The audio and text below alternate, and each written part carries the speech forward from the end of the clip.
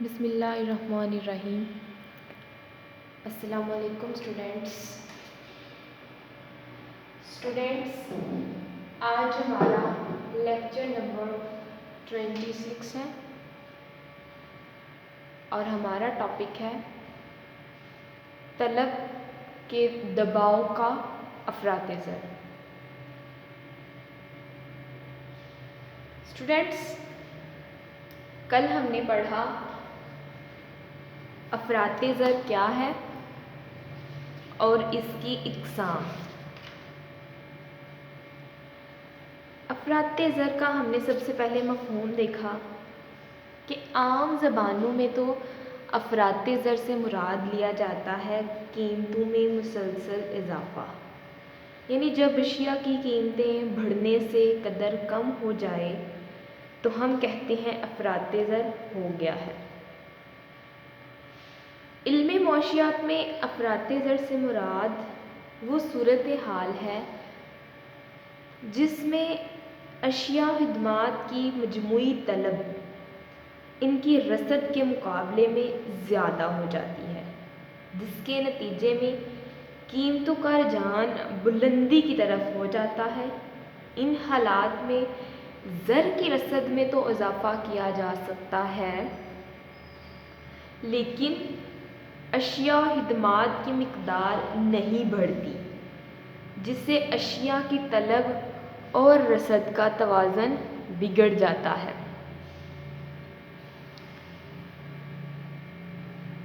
اور معیشت افراط زر کا شکار ہو جاتی ہے۔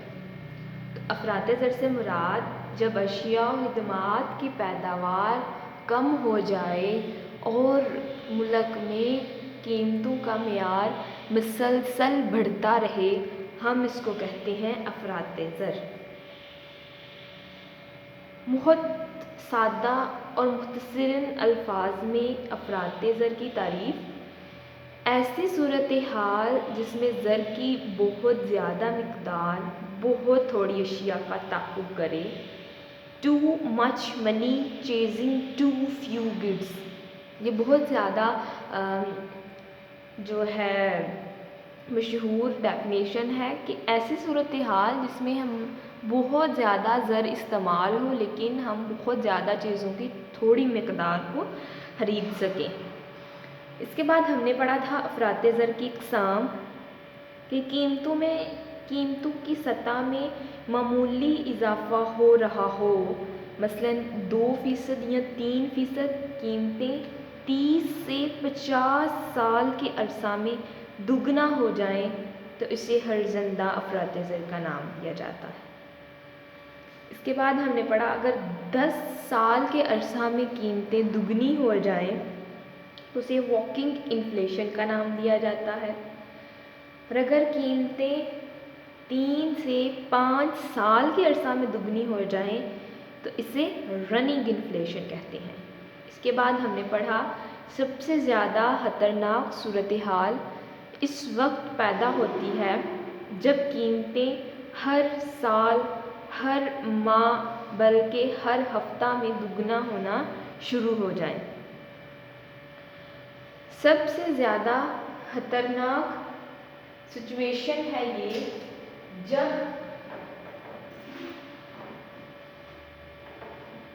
جب کسی ملک میں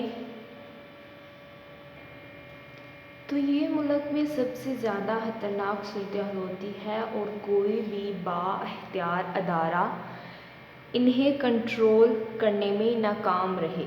اس قسم کے افراط زر کو منہ زور اور بے قابو افراط زر کا نام دیا جاتا ہے۔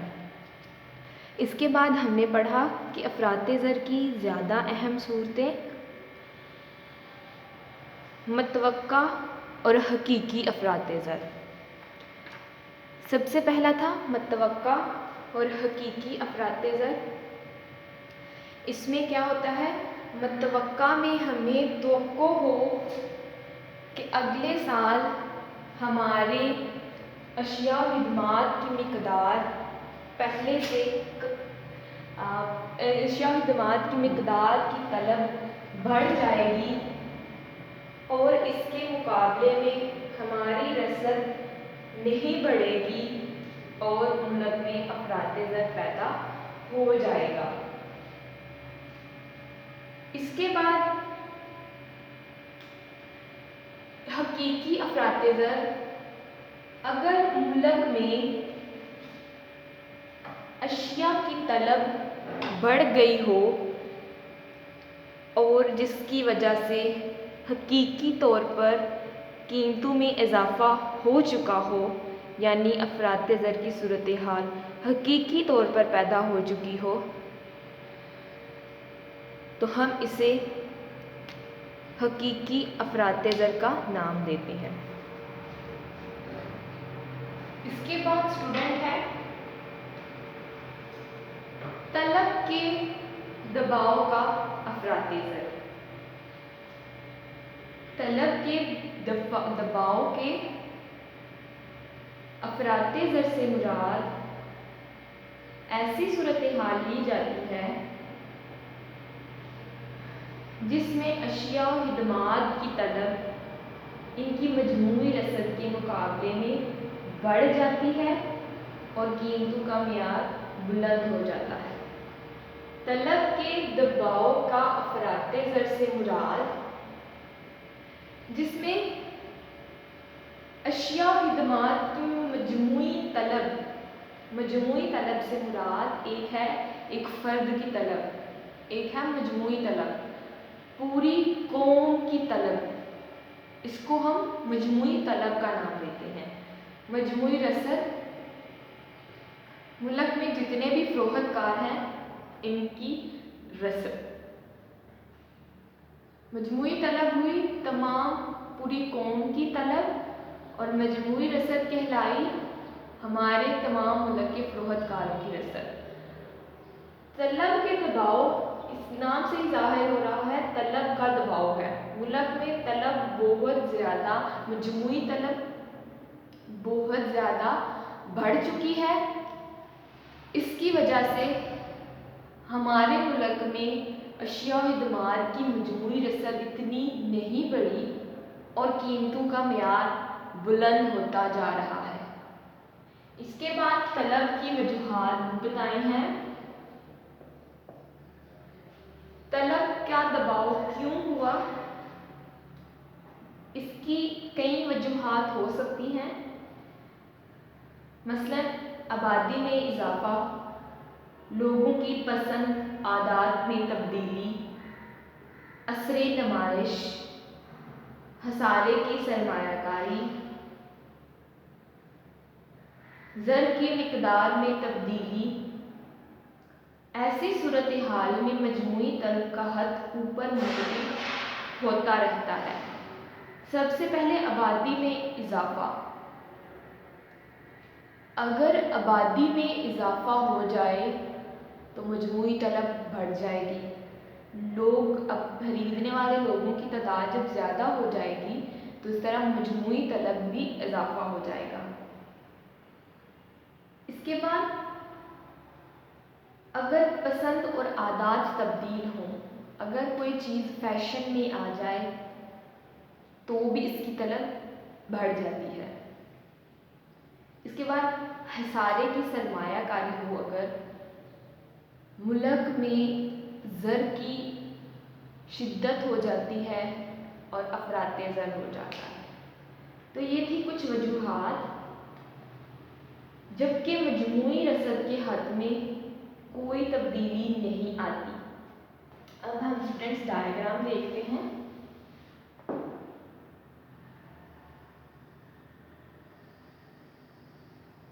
یہ ہے وائی ایکسس، یہاں پر لیا گیا ہے قیمتوں کا معیار۔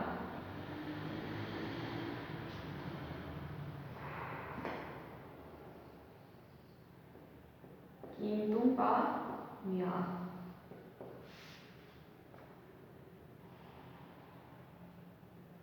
یہاں پھر قیمتوں کا معیار اور افراط زر۔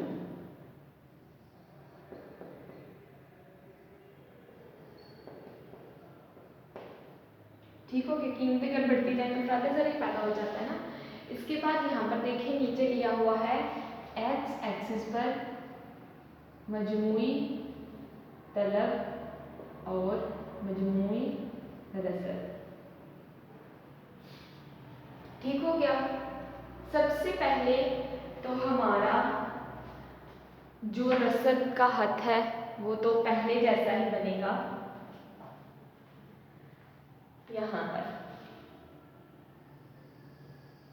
ठीक हो गया। यहाँ पर थी,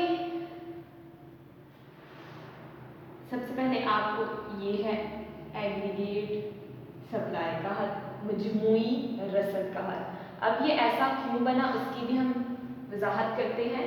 सबसे पहले देखें मजमूई तलब का हद, एग्रीगेट डिमांड। ठीक हो गया। यहाँ पर रसद जैसे कि शुरू में हमने देखा पॉजिटिव स्लोप होती है, मुस्बत झुकाव होता है, वो वैसे की वैसी ही रही।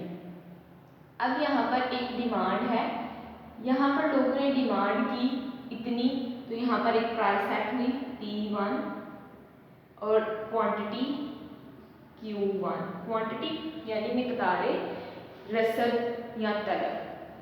लोगों ने जब इस यहाँ पर सप्लाई थी, यहाँ पर रसद थी, लोगों ने यहाँ पर तलब की, ये कीमत हुई और ये क्या हुई हमारी Y1, या इसको हम Q1 का नाम भी दे सकते हैं, तो उन्होंने Y1 का नाम दिया, हम Y1 का नाम रख लेते हैं।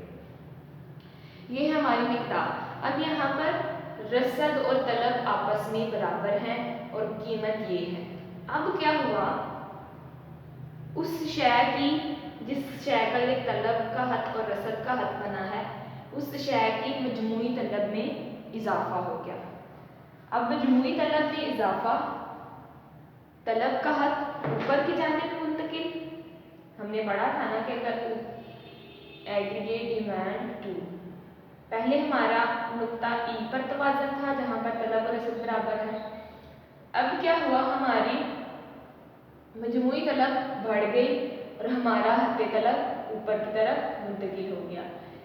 स्टूडेंट्स, हमारा जब डिमांड है अगर हमारी बढ़ जाए, तलब बढ़ जाए, तो हमारा हद तलब ऊपर की तरफ मुंतकिल हो जाता है।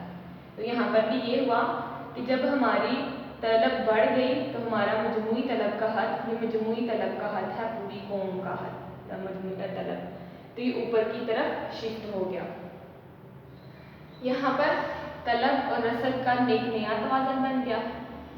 अब क्या हुआ कि जब तलब में तब्दीली आई, तलब बढ़ गई, तो कुछ हद तक मिकदार में इजाफा कर दिया गया, रसद को बढ़ा दिया गया, यहाँ से यहाँ पर कर दिया गया और इसकी वजह से कीमतें बढ़ गई। मिकदारे तलब के बढ़ने से हमारी कीमत बढ़ गई, रसद को भी किसी हद तक बढ़ा दिया गया।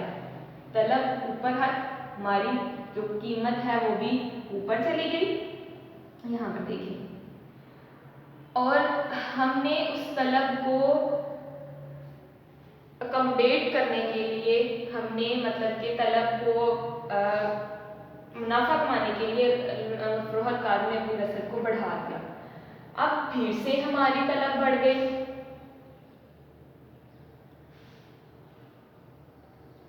हमारा हद यहाँ पर एग्रीगेट डिमांड यहाँ पर शिफ्ट हो गया। ठीक हो गया। इसके बाद जब तलब बढ़ी तो कीमतें भी बढ़ गई, फरोख्तकार ने अपनी रसद को बढ़ा दिया, यहाँ पर Y3 हो गई। ठीक हो गया स्टूडेंट्स। मजमूई तलब मजीद बढ़ गई तो रसद को भी हद यहाँ तक बढ़ा दिया गया।